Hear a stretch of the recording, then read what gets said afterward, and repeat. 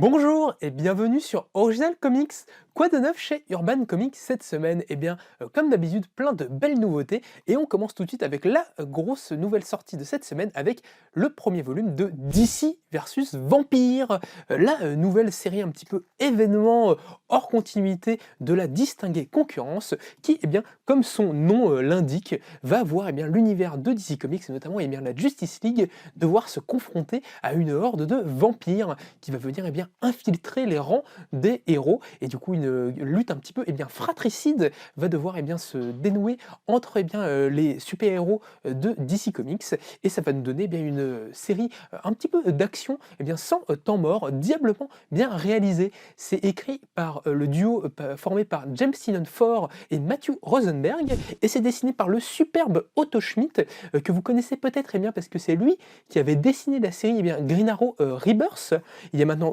quelques années avec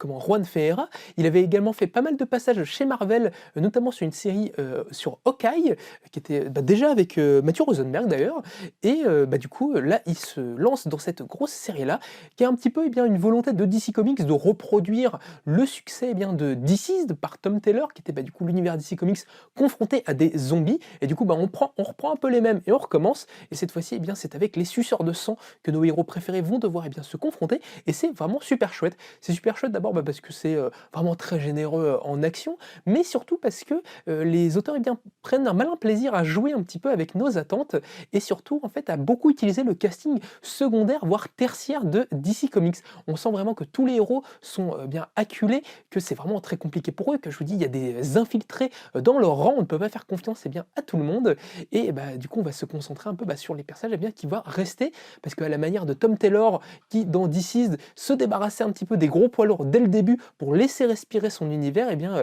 les auteurs vont faire un petit peu la même chose, mais je vous laisse découvrir eh bien, un petit peu qui seront les premiers perdus dans cette bataille-là.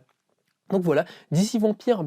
je vous le conseille vraiment pas mal. C'est une lecture justement un petit peu sans concession, mais qui est vraiment bien réalisée. Un très bon divertissement qui saura eh bien, vous ravir si vous êtes fan un petit peu de série B et de séries d'action. Donc voilà, DC Vampire, DC versus Vampire, jetez-vous dessus, c'est très chouette. J'en profite de cette petite sortie pour vous dire aussi que si vous êtes fan un petit peu de gothique, si vous êtes fan eh bien, des côtés un peu les monstres de la Hammer,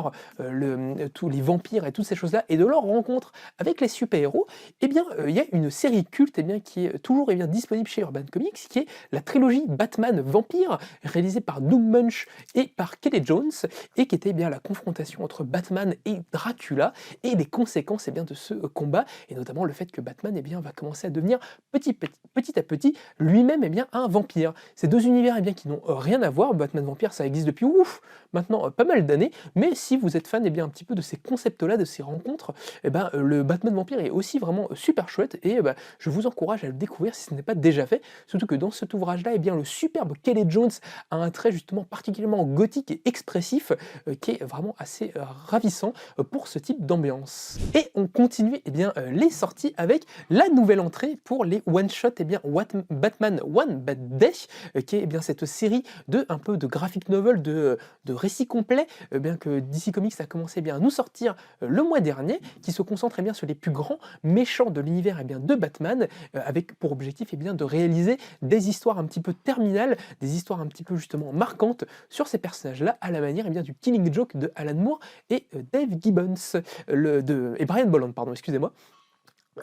Ça avait été ouvert, eh bien, le bal avait été ouvert le mois dernier avec la sortie du volume consacré au personnage du Sphinx, réalisé par Tom King et Mick Garhart. Et pour ce deuxième volume, eh bien, on a le droit au personnage de Double Face de Harvey Dent, qui bien sera scénarisé par la superbe Mariko Tamaki et dessiné par Javier Fernandez, et qui est toujours eh bien, dans la continuité de ces récits-là, et qui est vraiment très très chouette. En plus, le personnage de Harvey Dent est un personnage toujours eh bien, assez fascinant de l'univers de Batman, et surtout parce que lui, en fait, avant de devenir un super méchant, eh bien, était une sorte de proche de Bruce Wayne, en fait, où ils ont déjà eu une relation tous les deux. Le personnage est bien assez trouble et vraiment toujours assez intéressant à suivre. Et Mariko Tamaki est une, moi, de mes scénaristes bien, préférés qui a officié chez DC Comics et aux États-Unis. Elle s'était fait notamment pas mal remarquer ces dernières années pour des graphic novels un petit peu jeunesse, notamment le Harley Quinn Breaking Glass ou encore le I Am Starfire, qui étaient vraiment des petites pépites. Récemment, eh bien, elle s'était aussi illustrée dans l'univers de l'homme chauve Chauve-souris en scénarisant la série Detective Comics Infinite. Donc quelqu'un qui connaît ces classiques et qui nous propose une très très bonne histoire sur Double Face. J'en profite également pour vous dire de vous intéresser aussi pas mal au logo en fait, que moi j'aime vraiment beaucoup de cette comment dire, ligne-là, qui comme la plupart des logos et des titrailles chez DC Comics actuellement sont réalisés par le superbe graphiste Darren Robinson, et je trouve qu'il arrive toujours à donner une personnalité et un charisme fou aux séries de la distinguer concurrence. Donc vraiment intéressez-vous à son travail, moi j'aime vraiment beaucoup ce qu'il fait. En plus il y a toujours des petits détails dans ces logos, donc vraiment ne ratez pas le travail aussi de ce monsieur-là qui, même si c'est un homme un petit peu dans l'ombre, participe beaucoup au succès des titres d'ici actuellement. Ensuite, retournez dans l'espace avec Superman pour le 4e volume de la série Superman Infinite, la superbe série Superman Infinite dont je vous vante les mérites depuis maintenant quelques mois depuis sa sortie en français, qui est pour moi l'une des meilleures séries, un des meilleurs runs qu'on ait pu avoir sur Superman. Pour moi, très clairement, la meilleure série sur le personnage de Superman depuis maintenant 10 ans, je n'ai pas peur de le dire, et qui continue sa course folle dans ce 4e volume et qui vient conclure le premier gros arc scénaristique du scénariste Philip Kennedy Johnson sur Kal-El et sur l'arc du Warworld. Je vous le rappelle, du coup, Superman avait découvert que son grand ennemi, Mongul, était un tyran intergalactique et possédait une planète, le Warworld, sur laquelle il rend en esclavage, il met en esclavage beaucoup de peuplades venues un petit peu partout dans l'univers. Il essaye de conquérir la galaxie et pour cela il détruit des planètes et asservit toutes les personnes qui se trouvent sur sa route. Superman du coup va entendre parler de cela grâce à des prisonniers qui ont réussi à arriver jusque sur Terre, et du coup il va prendre son courage à deux mains, monter une nouvelle équipe de The Authority et partir pour aller affronter Mongul. Cependant ça ne va pas se passer aussi facilement qu'il aurait pu le penser. Superman va essuyer des défaites, mais va quand même rester et va continuer mener la révolte et la révolution pour pouvoir renverser ce tyran. C'est vraiment super chouette pour moi. Philip Kennedy Johnson, il a vraiment compris parfaitement le personnage de Kal-El, de Superman, justement cet homme qui, contre vents et marées, va tout faire pour aider son prochain. Il va aller, je vous dis, jusqu'à l'autre bout de l'univers pour secourir des personnes dont il n'a jamais entendu parler, parce que c'est son rôle. Et c'est vraiment super. Moi, j'adore voir ce Superman-là. Et surtout, Philip Kennedy Johnson en profite pour nouer toute une réflexion autour de la force et de la puissance. Parce que Superman, du coup, c'est un héros d'action, et il va le mettre en parallèle avec le personnage de Mongul et questionner justement la force, parce que justement Superman, lui, il a une puissance mais il la met au service des autres, alors que justement le personnage de Mongul, lui, va utiliser la puissance, la force uniquement pour asservir, pour détruire.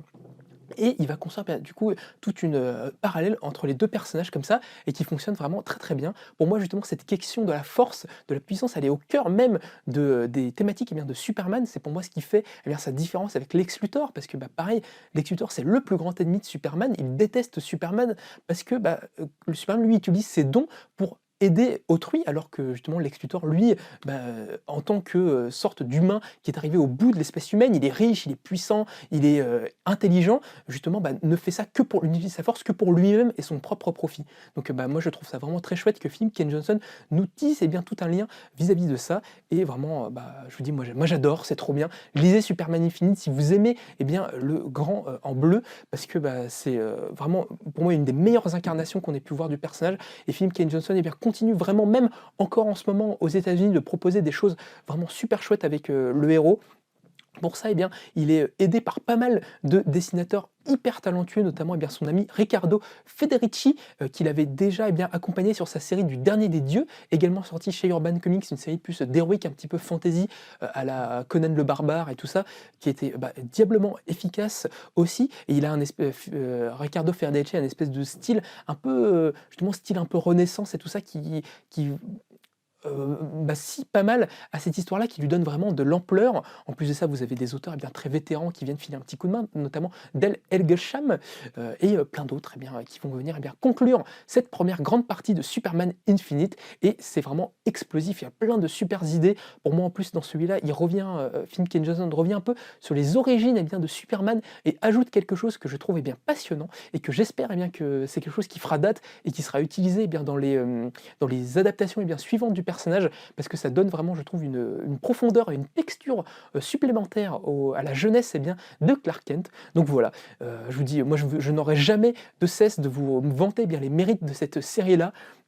Vraiment, lancez-vous dessus. Si vous aimez, eh bien, Superman, vraiment, c'est un immanquable. Et même si vous avez, eh bien, la plupart du temps du mal avec le personnage, que vous dites, oh là là, Superman, bah, il est trop fort, et c'est compliqué de faire des bonnes histoires avec lui, de bien le développer. C'est un personnage assez unidimensionnel, justement, qui est que gentil ou de ces choses-là. Et ben, vraiment, je vous conseille aussi d'aller le découvrir par rapport à ça, parce que pour moi,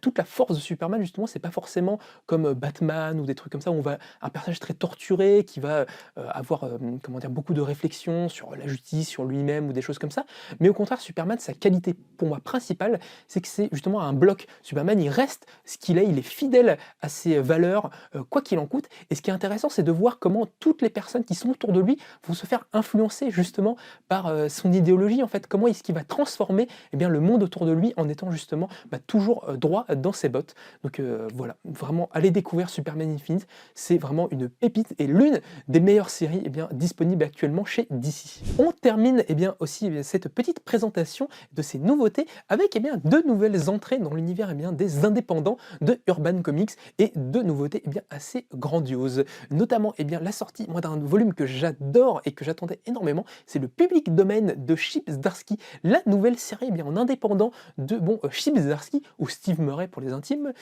qui, eh bien, vient s'intéresser aux coulisses du monde, eh bien, de la bande dessinée américaine. Le principe de cette série, en fait, c'est qu'on va suivre un auteur de comics qui, eh bien, dans sa jeunesse, en fait, a travaillé, eh bien, en tant que dessinateur pour une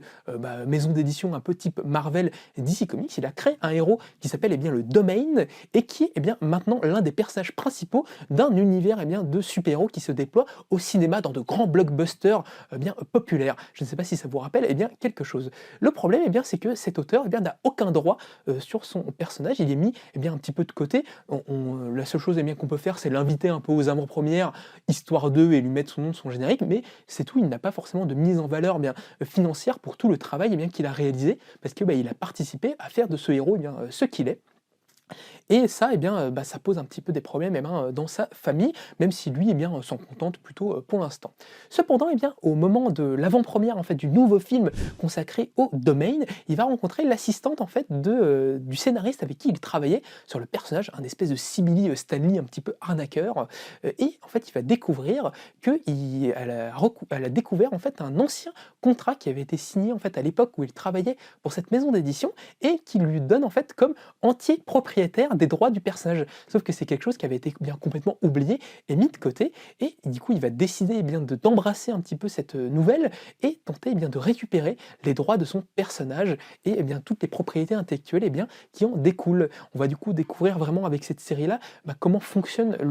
disons, le revers, un peu le côté plus industriel de la création, eh bien, de super-héros, de comic books, et c'est vraiment passionnant. On sent que Chip Zdarsky vraiment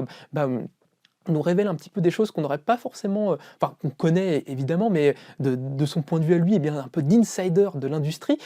qui est du coup assez savoureux. Et il y aura, eh bien, toute une réflexion dans cette série de Public Domain autour, eh bien, de la création et de la paternité, que ce soit, eh bien, la création et la paternité, eh bien, artistique, ou bien, eh bien, plus directement, parce que le personnage, eh bien, principal qu'on va suivre, cet auteur, eh bien, il a deux fils et avec qui, les relations ne sont pas forcément, eh bien, évidentes. L'un qui est devenu un espèce de journaliste un petit peu cynique, et un autre, eh bien, qui est un tatoueur un petit peu filou sur les bords et qui a des problèmes, disons, un petit peu d'argent. Et on va voir, eh bien, comment cette famille, eh bien, va se ressouder et se restructurer autour de cette histoire, eh bien, de droit, et de voir, eh bien, leur combat pour, eh bien, réussir à récupérer, eh bien, tout ça. Moi, je trouve que c'est une série qui est passionnante, à la fois thématiquement et même en termes de suivi, en fait, émotionnel. Je trouve que Chip Zdarsky arrive à nous créer des personnages vraiment à la fois un petit peu caricaturaux et réalistes en même temps, avec plein de défauts, mais qui sont terriblement attachants et qu'on prend vraiment beaucoup de plaisir, eh bien, à suivre. Et dans une série, justement, qui assez, à la fois oscille entre le sérieux, le dramatique et le drôlatique, parce que Chip Zdarsky, avant d'être, eh bien, le scénariste, eh bien, de Batman ou de Daredevil, il était surnommé, eh bien, l'homme le plus drôle de l'industrie, parce qu'il avait l'habitude, eh bien, de faire plein de blagues, et on sent qu'il, eh bien, qu'il revient un petit peu à ses premiers amours dans cette série-là, même si c'est assez sérieux quand même dans son fond. Donc vraiment, pour moi, Public Domain, c'est une des meilleures séries que j'ai pu lire, eh bien, récemment, que j'ai trouvé vraiment hyper dense thématiquement, que j'ai très hâte, eh bien, de continuer à suivre et de voir eh bien, ce que Chip Zdarsky peut nous réserver pour la suite. Mais en tout cas, je vous recommande vraiment de le découvrir. En plus, eh bien, c'est une offre eh bien, découverte à 10 €, donc vraiment à petit prix, ça ne se manque pas. Et si vous aimez eh bien, les travaux du scénariste dans ses plus dans ces frasques marveliennes ou DCiennes, je vous conseille vraiment de le découvrir également en indépendant parce qu'il a plein de belles surprises à vous réserver. Et enfin, la deuxième grosse série, grosse nouveauté en indépendant de Urban de cette semaine, c'est le Little Monster de Jeff Lemire et Dustin Nguyen. Ce volume-là lance un petit peu le mois dédié au scénariste Jeff Lemire dans la continuité de cette année où Urban a décidé de mettre un peu en avant son catalogue d'auteurs et justement en nous sortant à chaque fois tous les mois plein d'ouvrages dédiés à un seul artiste. On avait déjà eu Chip Zdarsky et Jeff Jones pour les mois précédents et cette fois-ci c'est pour le Canadien Jeff Lemire que c'est le tour de mettre un petit peu plus en valeur sa bibliographie avec sa dernière grosse série avec son compère Dustin Nguyen. Tous les deux ils avaient réalisé il y a maintenant quelques années la série de science-fiction Descender et Ascender qui ressort en grand format à la fin du mois et cette fois-ci ils partent un petit peu des paysages de science-fiction kubrickienne pour s'intéresser plus à du post-apocalyptique fantastique avec un univers dans lequel l'humanité a un petit peu cessé d'exister. Il ne reste que des grandes mégalopoles complètement vides, mais pas vraiment. Parce que vous avez quelques enfants qui restent, qui se baladent et qui ont recréé une sorte de communauté au sein de ces villes et qui sont en réalité des vampires qui continuent d'exister des dizaines d'années après la fin de l'humanité et qui sont dans un espèce d'entre-deux un peu étrange où ils font ce qu'ils veulent, mais en même temps ils n'ont pas trop de sens à leur vie, ils ont une petite communauté mais un petit peu fragmentée, il y a un côté vraiment très mélancolique que Jeff Lemire nous montre avec tout ça et qui va prendre un petit peu fin au moment où l'un des plus curieux de ces petits vampires va découvrir quelque chose qui va remettre totalement en question leur univers. C'est vraiment très réussi pour Dustin Nguyen passe de l'aquarelle au noir et blanc complet pour cette série-là, qui donne je trouve un côté très élégant à son trait et qui montre ce côté un petit peu stérile de cet univers qui a cessé de vivre. Donc ça fonctionne vraiment du feu de Dieu et Jeff Lemire continue de nous parler de toutes ces thématiques les plus chères, que ce soit l'enfance, la famille, le déterminisme, les grands espaces et la solitude. Donc voilà, si vous aimez la bibliographie de l'auteur, venez continuer d'explorer toutes ces thématiques-là dans Little Monster, qui est lui aussi à 10 € pour son lancement comme public domaine, donc ça ne se manque pas du tout. Et bien voilà, j'espère que cette petite présentation vous aura plu, que vous aurez réussi à trouver des ouvrages qui vous intéressent. Comme vous avez pu le comprendre, sans doute, moi, mes gros coups de cœur pour ce début de mois chez Urban, c'est le Superman Infinite tome 4, que j'aime vraiment d'amour, et le public domaine de Chip Zdarsky, qui est véritablement passionnant. Mais il y a plein d'autres trucs super, que vous pouvez retrouver dans le descriptif de la vidéo, ou bien en nous rendant visite au 49 rue La Cépède, ils seront tous disponibles.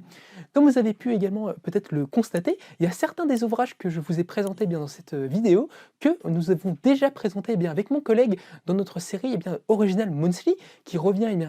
en chaque début de mois sur les grosses sorties de chaque éditeur et qui vous fait un petit peu le déroulé de ce qui va sortir et de ce que nous on attend le plus. Donc je vous encourage, si ça vous intéresse, à aller les découvrir. Vous avez déjà le premier volume qui est sorti, qui s'intéresse aux sorties de DC et de Marvel, et un qui sortira demain, qui va plus s'intéresser aux indépendants.